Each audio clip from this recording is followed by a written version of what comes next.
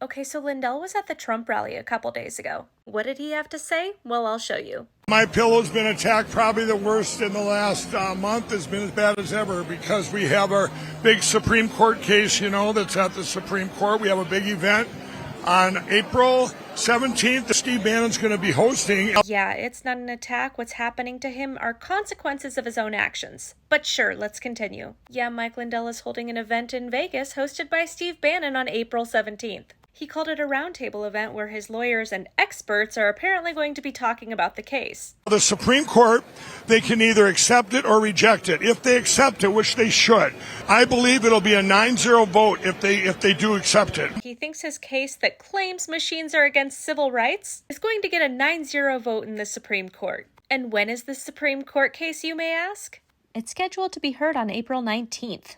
That's right, in 2 weeks, the Supreme Court is going to vote on whether or not to even hear the case. And remember, he said if the Supreme Court doesn't vote on this, it will be the end times and they will all go to heaven. I'm going to go on this other media that'll take me here, but I want them to know that there is a case that finally reached the Supreme Court. You'd think it would be national, international news. He's so proud that after 3 years, he finally has a case that made it to the Supreme Court. But I honestly don't think they're going to even vote to hear it. I've said it before and I'll say it again, this reminds me of the Brunson V Adams case. This whole premise that the use of machines violates civil rights is absolutely ridiculous. And I've already made other videos about his new evidence that's supposedly in this case. The whole thing is ridiculous, which is why nobody thinks it's a big deal. But I guess with enough tries and money, anybody can fail their way up to the Supreme Court. This last part, though, well, I just had to share with you guys. Couldn't even say ivermectin, hydroxychloroquine. Right. You couldn't criticize COVID. I mean, hey, I thought I was getting shadow banned on Facebook, but all my friends were seeing it. They just wouldn't like anything I put there. We're not going to say. And you've had that problem too with advertisers as well. They're scared to advertise right Absolutely. now. No,